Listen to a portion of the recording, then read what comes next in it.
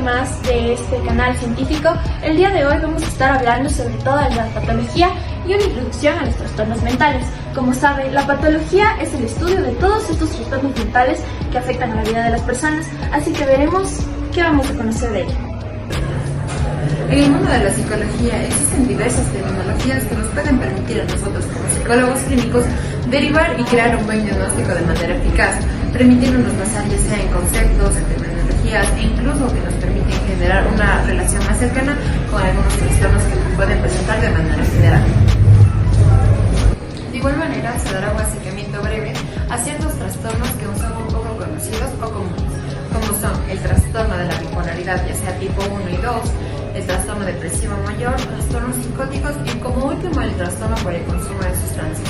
Cada uno de estos especificaremos sus características, ya sean asociadas o normales, los criterios y cada uno de sus pertenecientes con sus características correspondientes.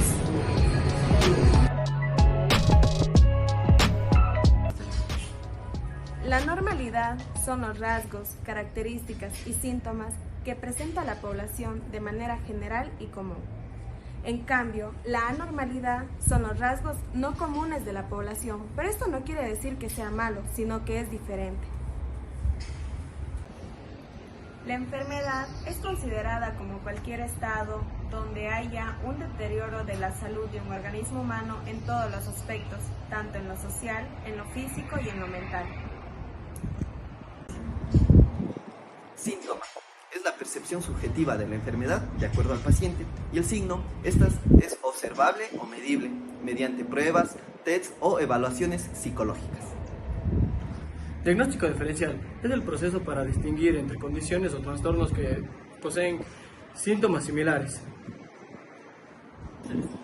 Hablando de la comorbilidad es la presencia de dos o varias patologías o enfermedades que conviven en un mismo individuo al mismo tiempo. La patología dual es la asociación de un trastorno por consumo de sustancias con cualquier patología. 3. Ahora, con uno de los conceptos principales de la depresión, tenemos lo que es la anedonia. La anedonia es la incapacidad de sentir placer en la mayoría de actividades que realiza esta persona. En el trastorno de consumo de sustancias se presentan varios conceptos. El primero es el priming, es la falta de control al momento de consumir. Por otra parte tenemos también el craving. El craving es la falta o las ganas insaciables de consumir una sustancia. De igual manera se presenta el término remisión, que se clasifica en dos partes. La remisión inicial, que es en un periodo de 3 meses o más, y la remisión sostenida, que es un periodo largo más de tiempo, como por ejemplo 12 meses o más. La remisión es en sí la falta de sintomatologías que presenta un malestar clínicamente significativo en un ser por el trastorno de consumo de sustancias. El trastorno depresivo mayor se define por la presencia de uno o más episodios depresivos mayores. Se caracteriza por un periodo de al menos 2 semanas recurrentes. Ahora hablaremos sobre los criterios que debe de cumplir el trastorno depresivo mayor. El criterio número A dice que tiene que cumplirse 5 o más síntomas que veremos a continuación durante un periodo de tiempo recurrente por al menos 2 semanas. El criterio dice que se debe de cumplir el síntoma 1 y 2 que veremos a continuación. Tenemos que tener en cuenta que el criterio A tiene una lista de 9 síntomas. El primer síntoma corresponde a un estado de ánimo depresivo la mayor parte del tiempo, casi todos los días. El segundo síntoma corresponde a que el individuo pierde el interés o el placer por todas las actividades la mayor parte del tiempo, casi todos los días, en un periodo determinado de tiempo.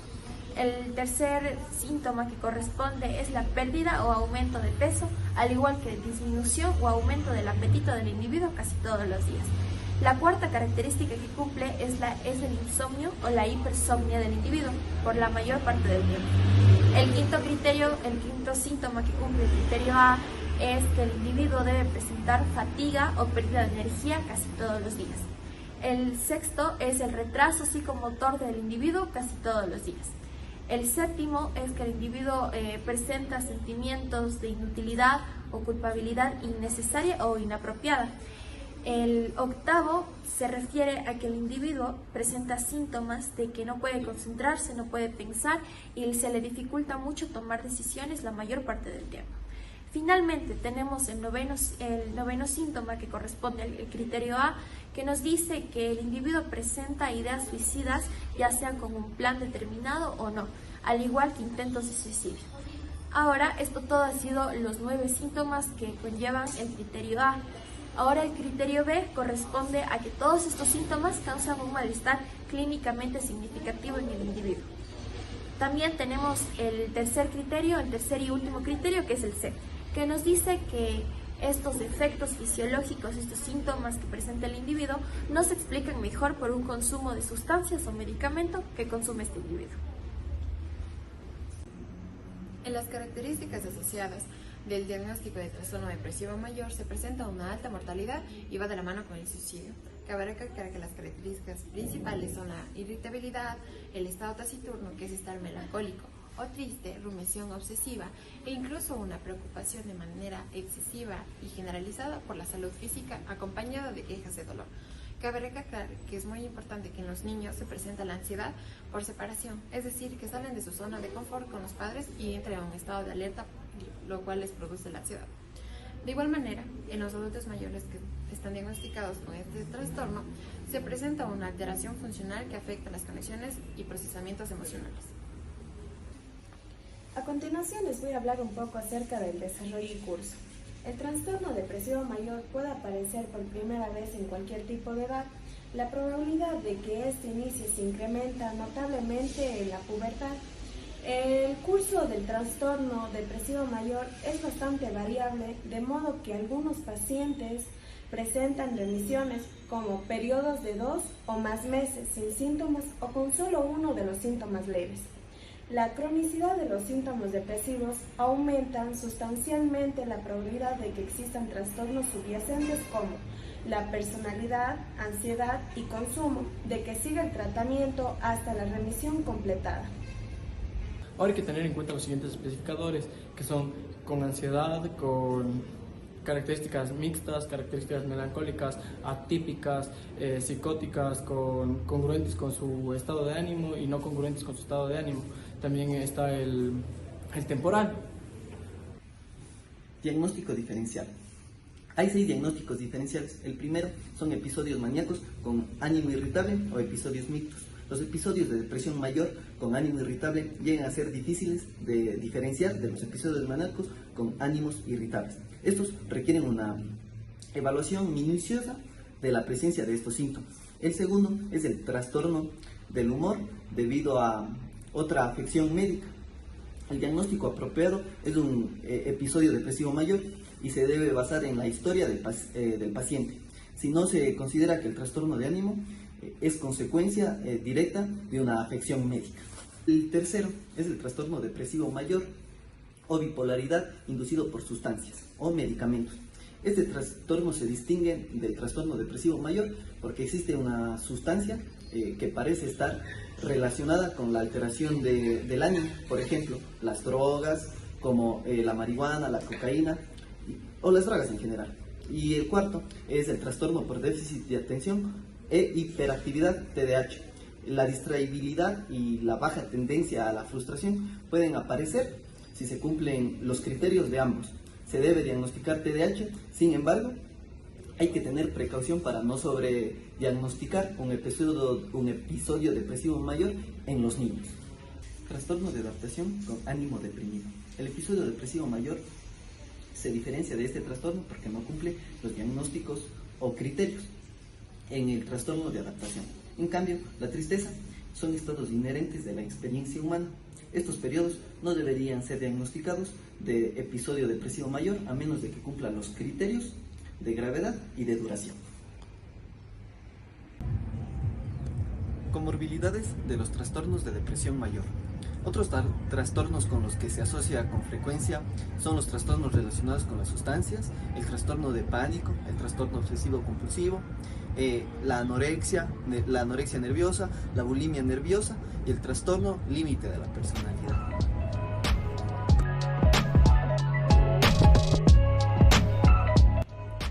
Las alucinaciones. Las alucinaciones son percepciones que se dan sin la presencia de un estímulo externo y es como si fuera totalmente realidad. pero a comparación estas no son voluntarias, se dan en todos los campos sensoriales, pero más comúnmente en el campo auditivo, como por ejemplo la esquizofrenia o algún trastorno relacionado. También para que haya alucinaciones tenemos que estar en un nivel de conciencia normal, como por ejemplo cuando a la hora de dormirnos con sueños o a la hora de despertarnos. Las personas que tienen delirios contradicen los hechos y la realidad colectiva. Estos también se mantienen firmemente en sus creencias, a pesar de las investigaciones que hay, se mantienen firmemente en sus creencias delirantes. También estos llegan a afectar la vida cotidiana de estas personas. El pensamiento desorganizado se infiere del discurso del individuo, puede cambiar el tema frecuentemente o dar respuestas indirectas. En casos extremos, el discurso es incomprensible y se asemeja a una afasia sensorial. Los discursos ligeramente desorganizados son comunes y no específicos, por lo que el síntoma debe ser lo suficientemente grave como para dificultar sustancialmente la comunicación. Otra de las características positivas que presenta es el comportamiento desorganizado y el comportamiento catatónico. El comportamiento desorganizado específicamente se manifiestan por los chistes infantiles, que pueden evidenciar una falta de actitud para controlar un comportamiento hacia un solo objetivo. En cambio, en el comportamiento catatónico se presentan tres principales características: el negativismo, el estupor y la excitación catatónica. Trastorno psicótico breve. Es un trastorno mental que posee los síntomas psicóticos, como las alucinaciones, delirios y pensamientos desorganizados. Estas no duran más de un mes y las personas que lo poseen se ven afectadas la percepción y la realidad que ellos tienen. En el trastorno psicótico breve se deben cumplir 3 criterios. El primer criterio, que corresponde a la, dice que se debe de cumplir uno o más síntomas de los mencionados, al menos el síntoma 1, 2 o 3 debe estar presente.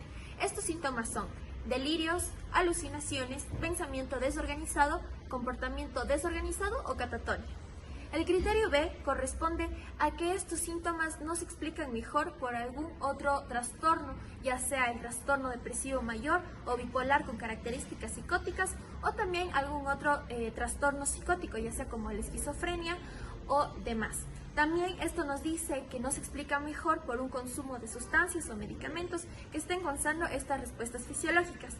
El criterio C nos dice que estos síntomas deben estar presentes por lo menos por un día, pero no menos de un mes, y el individuo debe volverse a recuperar en su fase fisiológica antes de la enfermedad. Los especificadores del trastorno psicótico breve está la psicosis reactiva leve. En este se da la presencia de síntomas psicóticos por un evento estresante hacia la persona. También tenemos su contraparte, que es la presencia de los síntomas psicóticos sin la necesidad del evento estresante.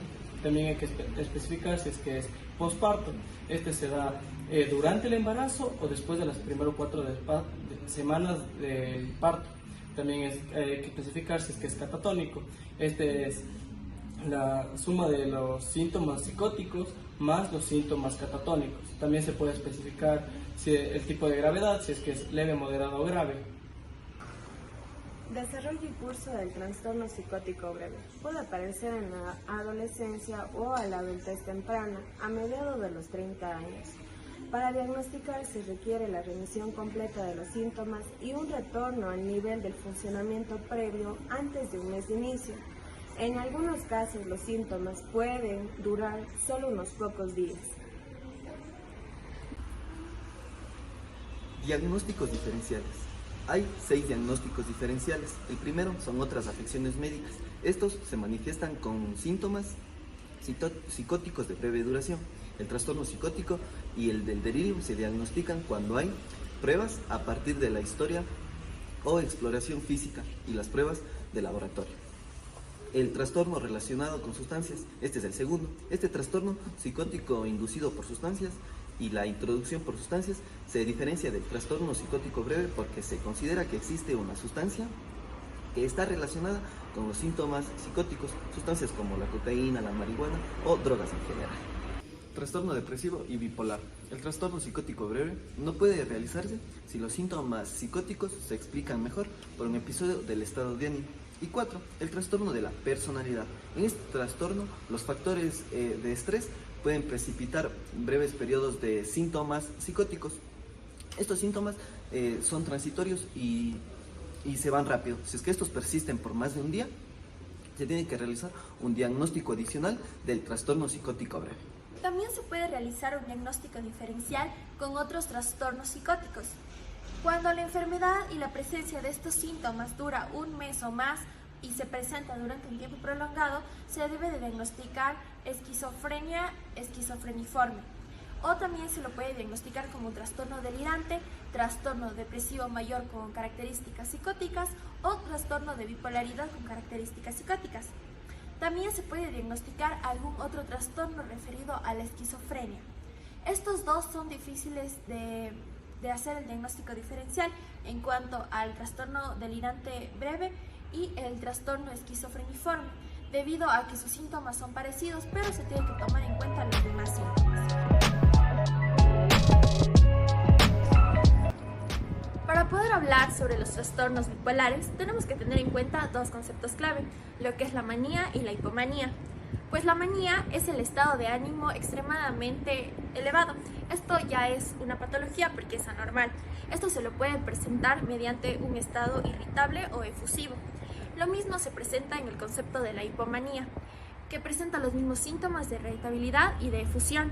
Sin embargo, la hipomanía es presentado en menos intensidad y es menos pronunciado.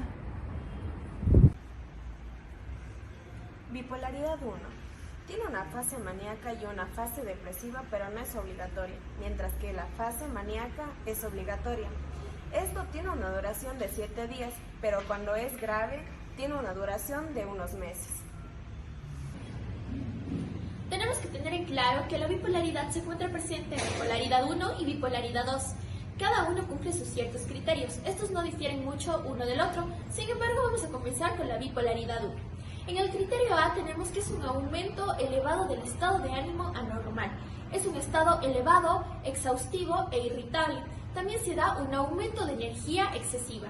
Estos episodios tienen que durar como mínimo una semana, la mayor parte del tiempo casi todos los días.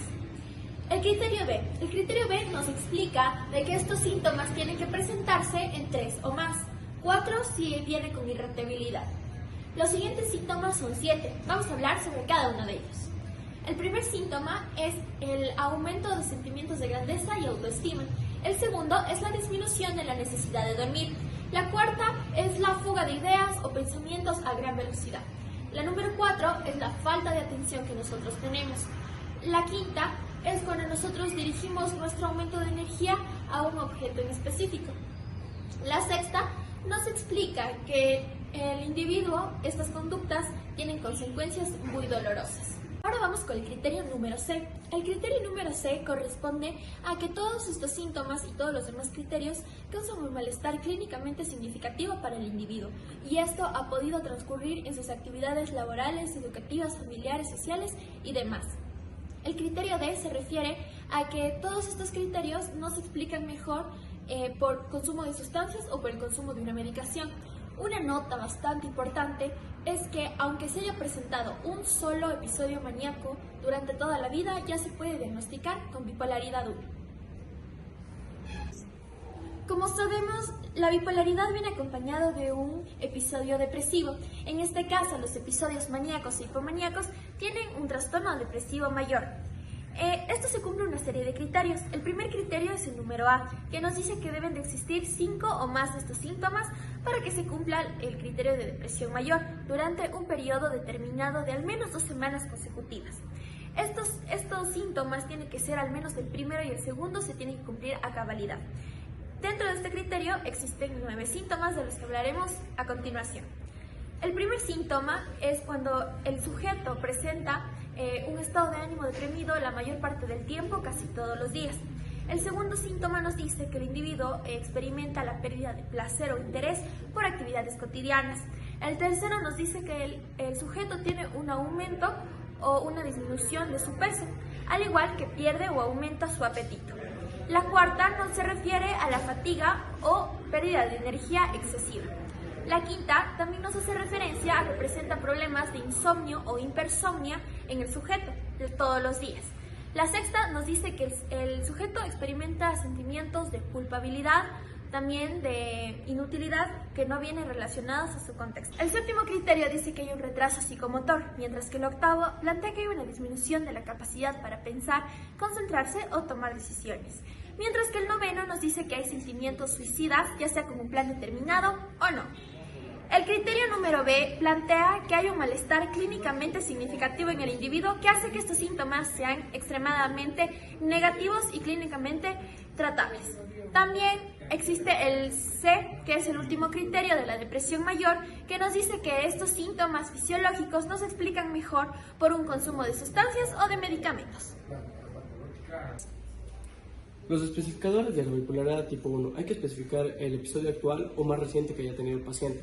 Entre estos está el episodio psicótico, el episodio depresivo mayor, el episodio mixto. También hay que ver las características en curso. Entre estos está la característica psicótica, característica melancólica y la característica catatónica. En las características asociadas del trastorno de la bipolaridad tipo 1 se presentan cuatro rasgos principales. El primero es que los pacientes no reconocen que necesitan ayuda de un tratamiento psiquiátrico. El segundo es que presentan o generan cambios en su personalidad, es decir, cambian incluso hasta su orientación sexual, su modo de comportarse y relacionarse con los demás. En la tercera instancia, tenemos que se presentan conductas agresivas que pueden conllevar a un suicidio. Y de igual manera, y por última parte, tenemos que se presentan conductas o rasgos antisociales. Desarrollo y curso del trastorno bipolar 1. La edad media de inicio del trastorno bipolar 1 es 18 años. Diagnosticar en niños es complejo debido a su variado desarrollo. El trastorno puede comenzar en cualquier etapa de vida, incluso en la adultez tardía, donde podría indicar una enfermedad orgánica o uso de sustancias. Más del 90% de los pacientes con un episodio maníaco tendría recurrencia y el 60% de los episodios proceden a un episodio depresivo mayor. Los pacientes con 4 o más episodios al año son clasificados como un ciclo rápido. Diagnósticos diferenciales del trastorno bipolar 1. Episodios de depresión mayor. Estos vienen acompañados con síntomas de manía e hipomanía, pero si el paciente presenta episodios de depresión mayor, se debe indagar en el pasado para ver si es que tuvo episodios de manía o hipomanía. Por otro lado, los trastornos bipolares. El trastorno bipolar 1 se diferencia del trastorno bipolar 2 por la hipomanía. Por otro lado, para hacer diagnósticos se debe determinar si es que cumplen criterios la hipomanía o la manía de los mismos trastornos. 4. Trastorno de personalidad. Los trastornos de personalidad con el trastorno límite de la personalidad pueden tener un solapamiento importante de síntomas en los trastornos bipolares, ya que algunos síntomas son frecuentes en ambos trastornos. Y ahora, el trastorno con irritabilidad permanente. En los individuos con irritabilidad marcada, más particularmente en los niños y adolescentes, hay que tener cuidado y aplicar el diagnóstico de trastorno bipolar solo a los que presenten un episodio de manía o hipomanía. Comorbilidades del trastorno bipolar 1. Las concurrencias de trastornos mentales es frecuente, siendo la de la ansiedad, y afecta aproximadamente a 3/4 partes de estos pacientes, más de la mitad de los pacientes con trastorno bipolar 1.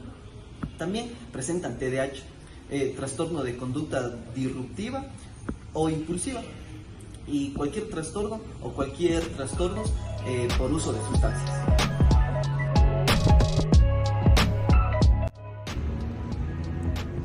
Bipolaridad 2.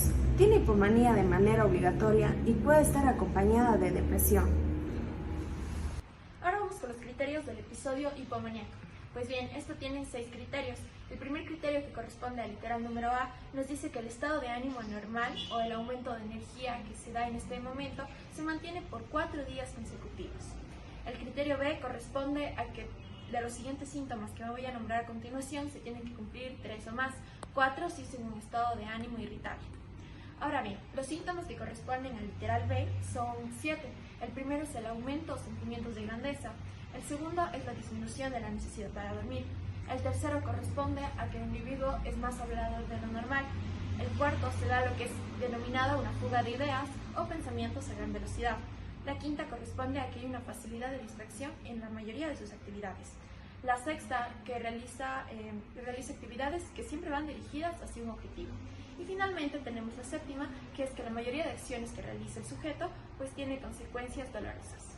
Con el criterio C nos dice que lo que la persona debe de hacer es anormalmente a lo que hacía en sus actividades cotidianas antes del episodio hipomaníaco.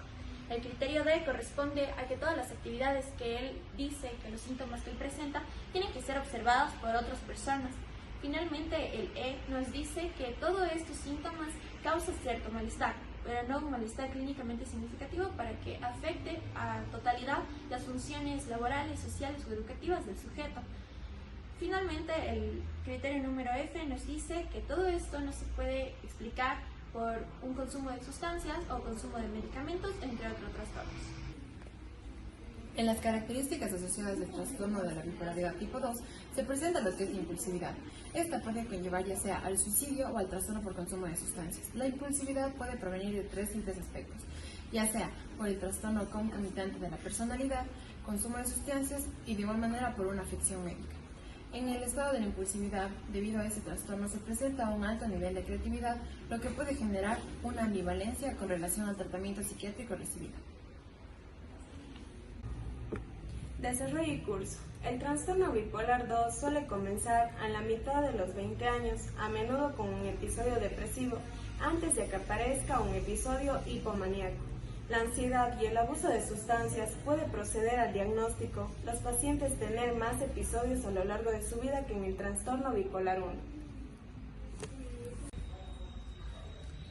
Diagnósticos diferenciales del trastorno bipolar 2. Trastorno depresivo mayor. Este es el diagnóstico diferencial más difícil que puede acompañarnos de síntomas hipomaníacos o maníacos, pues no reúnen todos los criterios. Y 2, el trastorno ciclotímico. Hay bastantes periodos de síntomas hipomaníacos y maníacos y periodos de síntomas depresivos que no reúnen los criterios sintomáticos o de duración de los episodios depresivos mayores. El trastorno bipolar se distingue del trastorno ciclotímico por la presencia de uno o más episodios depresivos mayores. Trastorno de pánico y otros trastornos de ansiedad. En el diagnóstico diferencial se deben considerar los trastornos de ansiedad que a menudo se presentan de modo muy consecuentemente.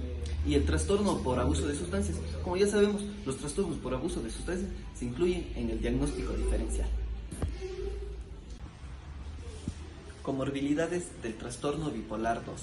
El trastorno bipolar 2 se presenta habitualmente acompañada con uno o más trastornos mentales, siendo los de ansiedad los más comunes.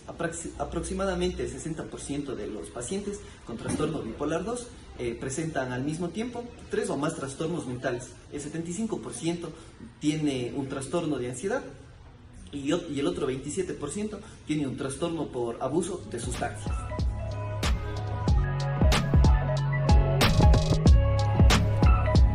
Trastornos relacionados con sustancias. Existen varias sustancias de abuso, como el alcohol, la cafeína, el cannabis, los inhalantes, los alucinógenos, los opiáceos y el tabaco en general. Estas drogas de abuso activan las vías de recompensa del cerebro, produciéndole placer y afectando en las actividades diarias del individuo. Los individuos o personas que tienen bajo control sobre estas sustancias son más propensos a desarrollar un trastorno por consumo de sustancias. También se incluye el juego patológico, que también activa el sistema de recompensa del cerebro y produce un efecto similar a las drogas. Y por último, no se considera patología a los comportamientos excesivos, como por ejemplo los juegos en internet, porque no tienen pruebas suficientes para que sean considerados objetivos. Para el criterio de trastorno de sustancias se requieren varios, pero hoy vamos a hablar sobre los principales síntomas o hechos que tiene que vivir esta persona. El primero es que la persona tiene unas ansias recurrentes de consumir la sustancia. La segunda, que corresponde a que consume esta sustancia durante un tiempo prolongado, pero también en cantidades excesivas. La tercera corresponde a que hay fallidos intentos de dejar de consumir o de mermar el consumo de la droga. Pues bueno, la cuarta característica principal de una persona que consume también es que cumple al criterio que nos habla sobre el incumplimiento de los deberes de la persona en sus áreas laborales, educativas, etc. También se ve un fallido intento en lograr realizar actividades cotidianas que lo realizaba o que tenía afinidad por unos gustos similares. Otro más tenemos que es cuando la persona tiene problemas sociales, laborales o familiares con sus relaciones intra o interfamiliares. También la persona consume cuando sabe y está consciente que le causa un malestar psicológico o físico y lo sigue realizando. Finalmente tenemos que se cumplen dos criterios más, que es lo de la tolerancia y la abstinencia. Intoxicación y abstinencia de una sustancia. La intoxicación por sustancias se define por el desarrollo de un síndrome específico irreversible tras la ingesta reciente de una sustancia, con cambios problemáticos en el comportamiento o la psicología atributables a sus efectos fisiológicos. No se aplica al tabaco. Las intoxicaciones pueden ser agudas o crónicas, con distintos síntomas. La abstinencia se caracteriza por los cambios significativos problemáticos en el comportamiento filosófico y cognitivo, tras reducir o cesar el consumo prolongado y frecuente de una sustancia. La abstinencia suele estar asociada a un trastorno por consumo de sustancias y conlleva una fuerte necesidad de volver a consumir la sustancia para aliviar los síntomas. Los especificadores del trastorno de consumo de sustancias están separados en la remisión temprana, que es de 3 meses a 12 meses, no más de 12 meses. También está en el entorno controlado, que se da o en hospitales o en la prisión, que no se ha consumido en otros contextos la sustancia. También está el especificador de gravedad, que está separado en leve, moderado o grave. El leve cumple de 2 a 3 criterios, y el moderado cumple de 4 a 5 criterios, y el grave cumple de 6 o más criterios. Durante todo este recorrido de información de este documental, hemos podido ir indagando desde los conceptos más básicos hasta la complejidad de un trastorno mental. Hemos indagado varios trastornos que nos ayudarán a la comprensión de psicopatología, como por ejemplo hemos indagado el trastorno depresivo mayor, los trastornos psicóticos, los trastornos maníacos y también, muy importante, el trastorno de consumo de sustancia. Todo esto nos ayuda a entender un poco más de qué es patología, cómo es que los pacientes que sufren estos trastornos viven el día a día. Mediante la ejemplificación y los criterios de cada uno de ellos, hemos podido descubrir más cómo se diagnostica, cuáles son sus características, entre demás cosas. Nosotros les queremos agradecer por llegar a este punto del documental y les invitamos a seguir viendo los demás episodios. Gracias.